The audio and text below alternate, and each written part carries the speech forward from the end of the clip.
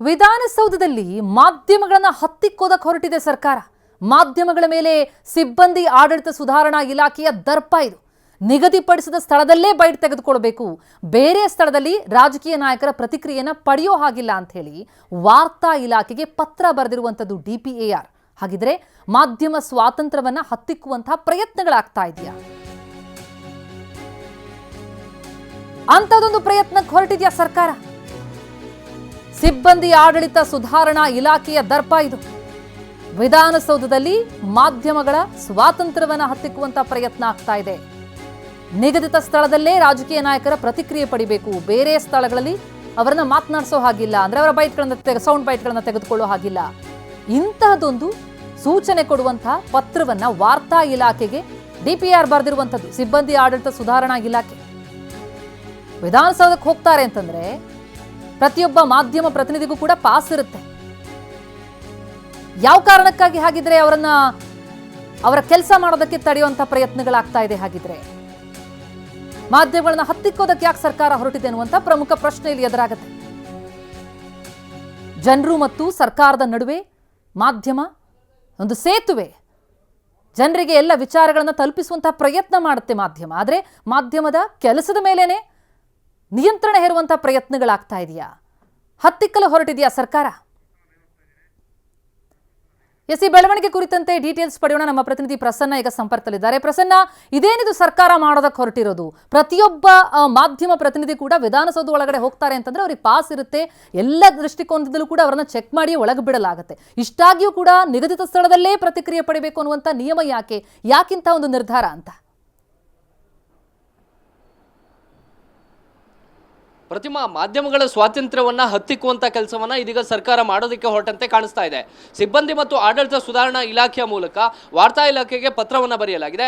ಆ ಪತ್ರದಲ್ಲಿ ಸ್ಪಷ್ಟವಾಗಿ ಉಲ್ಲೇಖ ಮಾಡಿರುವಂಥದ್ದು, ಮಾಧ್ಯಮಗಳಿಗೆ ವಿಧಾನಸೌಧದಲ್ಲಿ ಒಂದು ನಿಗದಿತ ಸ್ಥಳವನ್ನ, ಅಂದ್ರೆ ಪೋರ್ಟಿಕೋವನ್ನ, ಕೆಂಗಲ್ ಗೇಟ್ನ ಪೋರ್ಟಿಕೋವನ್ನ ಬೈಟ್ ತೆಗೆದುಕೊಳ್ಳೋದಕ್ಕೆ ಅಂತ ಹೇಳಿ ಮೀಸಲಿಡಲಾಗಿದೆ. ಅದೇ ಸ್ಥಳದಲ್ಲಿಯೇ ಬೈಟ್ ಅನ್ನ ತೆಗೆದುಕೊಳ್ಬೇಕು.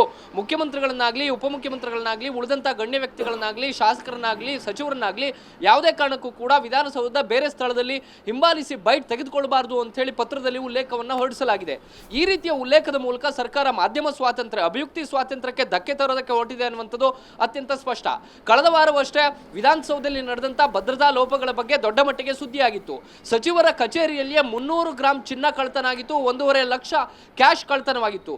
ಈ ರೀತಿ ಯಾಕೆ ನಡೀತು ಅನ್ನುವಂಥ ಪ್ರಕರಣದ ಬಗ್ಗೆ ಮಾಧ್ಯಮಗಳು ಬೆಳಕು ಚೆಲ್ಲಿದ ಬಳಿಕ ಇದೀಗ ಸಿಬ್ಬಂದಿ ಮತ್ತು ಆಡಳಿತ ಸುಧಾರಣಾ ಇಲಾಖೆ ತನ್ನ ಸಿಬ್ಬಂದಿಗಳನ್ನ ಕಡಿವಾಣ ಹಾಕಬೇಕಾದಂತಹ ಬದಲು ಮಾಧ್ಯಮಗಳನ್ನೇ ಕಂಟ್ರೋಲ್ ಮಾಡೋದಕ್ಕೆ ಹೊರಟಿದೆ. ಮಾಧ್ಯಮಗಳಿಗೆ ಸವಾರಿ ಮಾಡೋದಕ್ಕೆ ಹೊರಟಂತ ಸಿಬ್ಬಂದಿ ಮತ್ತು ಆಡಳಿತ ಸುಧಾರಣಾ ಇಲಾಖೆಯ ಈ ಒಂದು ಪತ್ರಕ್ಕೆ ವಾರ್ತಾ ಇಲಾಖೆ ಕೂಡ ಅದಕ್ಕೆ ತಾಳಕ್ಕೆ ತಕ್ಕಂತೆ ಕುಣಿಯೋದಕ್ಕೆ ಹೊರಟಿರುವಂತದ್ದು ಒಂದು ರೀತಿಯ ವಿಪರ್ಯಾಸವೇ ಸರಿ. ಪ್ರತಿಮಾ, ಥ್ಯಾಂಕ್ ಯು ಪ್ರಸನ್ನ. ಮಾಧ್ಯಮ ಸ್ವಾತಂತ್ರ್ಯವನ್ನ ಹತ್ತಿಕ್ಕುವಂತಹ ಪ್ರಯತ್ನಕ್ಕೆ ಮುಂದಾಗಿದೆಯಾ ಸರ್ಕಾರ? ಪದೇ ಪದೇ ಭದ್ರತಾ ಲೋಪದಿಂದ ಮಾಧ್ಯಮಗಳ ಮೇಲೆ ನಿಯಂತ್ರಣ ಹೇರೋದಕ್ಕೆ ಮುಂದಾಗ್ತಾ ಇದೆ. ಇತ್ತೀಚೆಗಷ್ಟೇ ವಿಧಾನಸೌಧದಲ್ಲಿ ಚಿನ್ನ ಕಳ್ಳತನ ಆಗಿತ್ತು. ಆ ಕಾರಣಕ್ಕೆ ಆಡಳಿತ ಸುಧಾರಣಾ ಇಲಾಖಾ ಸಿಬ್ಬಂದಿ ಕಳ್ಳತನ ಮಾಡಿದ್ರು. ಆದರೆ ಈಗ ಮಾಧ್ಯಮಗಳಿಗೆ ಅಭಿಪ್ರಾಯವನ್ನ ಪಡೆಯೋದಕ್ಕೆ ಅಲ್ಲಿ ಬ್ರೇಕ್ ಹಾಕಲಾಗ್ತಾ ಇದೆ. ಯಾಕೆ? ವಿಧಾನ ಪರಿಷತ್ ವಿಪಕ್ಷ ನಾಯಕರಾದ ಛಲವಾದಿ ನಾರಾಯಣಸ್ವಾಮಿ ಅವರು ನಮ್ಮ ಜೊತೆ ದೂರವಾಣಿ ಸಂಪರ್ಕದಲ್ಲಿದ್ದಾರೆ. ಸರ್ ನಮಸ್ತೆ. ನಮಸ್ತೆ. ಸರ್, ಅಭಿಪ್ರಾಯಗಳನ್ನ ಪಡೆಯುವಂಥದ್ದು ಮಾಧ್ಯಮದ ಹಕ್ಕು, ಆದರೆ ಅದಕ್ಕೆ ಬೇಲಿ ಹಾಕ್ತಾ ಇದೆಯಾ ಸರ್ಕಾರ? ಸರ್ಕಾರದ ಈ ನಡೆ ಬಗ್ಗೆ ಏನಂತೀರಿ? ಕಾಂಗ್ರೆಸ್ಸಿನ ಇತಿಹಾಸವೇ ಹೇಳುತ್ತಲ್ವಾ, ಎಮರ್ಜೆನ್ಸಿಯನ್ನ ಈ ದೇಶದಲ್ಲಿ ಈ ರೀತಿ ಯಾಕೆ ಅವರ ಅಧಿಕಾರಕ್ಕೆ ಕುತ್ತು ಬಂದಾಗ ಅಥವಾ ಅವರ ತಪ್ಪುಗಳನ್ನ ಎತ್ತಿ ಸಮಾಜಕ್ಕೆ ತೋರಿಸ್ತಕ್ಕಂತ ಸಂದರ್ಭ ಎದುರು ಬಂದಾಗ ಇಂಥ ಕೃತ್ಯಗಳನ್ನ ಕಾಂಗ್ರೆಸ್ ಸಹಜವಾಗಿ ಮಾಡುತ್ತೆ. ಎಮರ್ಜೆನ್ಸಿ ಮಾಡಿ 2 ವರ್ಷಗಳ ಕಾಲ ಪತ್ರಿಕಾ ಸ್ವಾತಂತ್ರ್ಯವನ್ನೇ ಹರಣ ಮಾಡಿದ ದೊಡ್ಡ ಇತಿಹಾಸ ಕಾಂಗ್ರೆಸ್ಗಿದೆ.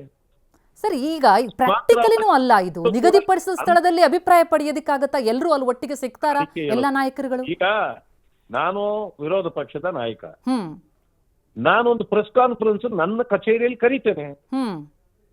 ಈಗ ಅದನ್ನ ಕರಿಬಾರ್ದು ಅನ್ನಕ್ಕೆ ಇವ್ರು ಯಾರು? ಅಂದ್ರೆ ಇಲ್ಲಿ ಪ್ರತಿಪಕ್ಷ ನಾಯಕರ ಅಭಿಪ್ರಾಯ ಹಂಚಿಕೆಗೂ ಕೂಡ ಅಲ್ಲಿ ಬ್ರೇಕ್ ಹಾಕ್ತಿದಾರ, ಬೇಲಿ ಹಾಕ್ತಿದಾರ?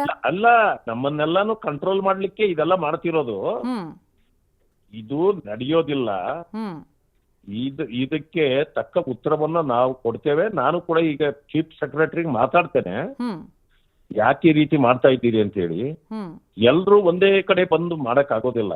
ಹ್ಮ್ ಆಮೇಲೆ ಈ ಪತ್ರಿಕಾ ಸ್ವಾತಂತ್ರ್ಯ ಅನ್ನೋದು ಏನ್ ಅದ್ರ ಅರ್ಥ ಏನಿದೆ? ಹ್ಮ್ ಪತ್ರಿಕೆಗೆ ಸ್ವಾತಂತ್ರ್ಯ ಕೊಡ್ಬೇಕಾ ಬೇಡವಾ ಇವರು? ಹ್ಮ್ ಅವ್ರು ಎಲ್ಲಿ ಬೇಕಾದ್ರೂ ಹೋಗಿ ತಗೋತಾರೆ. ಅಲ್ಲ ಸರ್, ಈಗ ಭದ್ರತಾ ಲೋಪ ಅನ್ನೋದನ್ನ ಅದನ್ನೇ ಇವರು ಬಂಡವಾಳ ಮಾಡ್ಕೊಳ್ತಾರೆ ಅಂತಂದ್ರೆ, ಒಳಗಡೆ ಬಿಡುವಾಗ ಎಲ್ಲ ಭದ್ರತಾ ಸೌಕರ್ಯಗಳನ್ನ ಗಮನಿಸಿ ಅದನ್ನ ನೋಡಿಯೇ ಒಳಗ್ ಬಿಟ್ಟಿರ್ತಾರೆ. ಪ್ರತಿಯೊಬ್ಬ ಪತ್ರಿಕಾ ಪ್ರತಿನಿಧಿಗೂ ಕೂಡ ಅದಕ್ಕೆ ಪಾಸ್ ಇರುತ್ತೆ, ಅವರನ್ನ ಅಲ್ಲಿ ಪರಿಶೀಲಿಸಿಯೇ ಒಳಗ್ ಬಿಟ್ಟಿರ್ತಾರೆ. ಇವ್ರು ಯಾವ ಕಾರಣ ಹೇಳಿದ್ರು ಅದನ್ನ ಒಪ್ಕೊಳ್ಳೋದು ಕಷ್ಟ ಅಂತ. ಹೌದು, ಈಗ ನೀವೇ ಹೇಳಿದ್ರಿ, ಈಗ ಚಿನ್ನ ಬಂದಿತ್ತು ಇದ್ರ ಒಂದು ಕಚೇರಿಗೆ ಅಂತ. ಈಗ ಯಾರೋ ಕದ್ದ ಮೇಲೆ 300 ಗ್ರಾಮ್ ಚಿನ್ನಕ್ಕೆ ಈಗ ಏನೋ 40 ಗ್ರಾಮ್ ಚಿನ್ನ ಏನೋ ವಾಪಸ್ ಕೊಟ್ಟಿದಾರಂತೆ. ಅಷ್ಟೇ ಇದ್ದಿದ್ದು ಅಂತ ಹೇಳ್ತಾರಂತೆ. ದುಡ್ಡು 1.5 ಲಕ್ಷ ಇತ್ತು, ಅವನು ಡ್ರಾ ಮಾಡ್ಕೊಂಡ್ ಬಂದಿದ್ದೆ ಅಂತ ಹೇಳ್ಕೊಂಡಿದ್ದಾನೆ. 40,000 ರೂಪಾಯಿ ಸಿಕ್ತಂತೆ. ಅಂದ್ರೆ ಇದ್ರ ಅರ್ಥ ಏನು? ಇದ್ದಿದ್ದು ಗ್ಯಾರಂಟಿ ಆಯ್ತು, ಕದ್ದಿದ್ದು ಗ್ಯಾರಂಟಿ ಆಯ್ತಲ್ವಾ?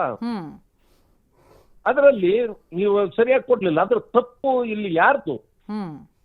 ಇದು ಈ ತಪ್ಪನ್ನ ನೀವು ಪತ್ರಕರ್ತರನ್ನ ತಡೆಯೋದ್ರಿಂದ ಸರಿ ಮಾಡ್ಲಿಕ್ಕೆ ಸಾಧ್ಯ ಇದೆಯಾ? ಈ ಲೋಪಗಳು ದೋಷಗಳನ್ನೆಲ್ಲ ಸರ್ಕಾರ ಸರಿಪಡಿಸ್ಕೊಳ್ಬೇಕೆ ಹೊರತು ಇನ್ನೊಬ್ಬರನ್ನ ಹತೋಟಿಗೆ ಇಡುವಂತದ್ದಲ್ಲ. ಇದು ಪತ್ರಿಕಾ ಸ್ವಾತಂತ್ರ್ಯಕ್ಕೆ ಇವರು ಮಾಡ್ತಿರ್ತಕ್ಕಂಥ ಅಪಚಾರ ಅನ್ನೋದು ನನ್ನ ವಾದ. ಥ್ಯಾಂಕ್ ಯು ಸರ್, TV9 ಜೊತೆ ಮಾತನಾಡಿದ್ದಕ್ಕೆ.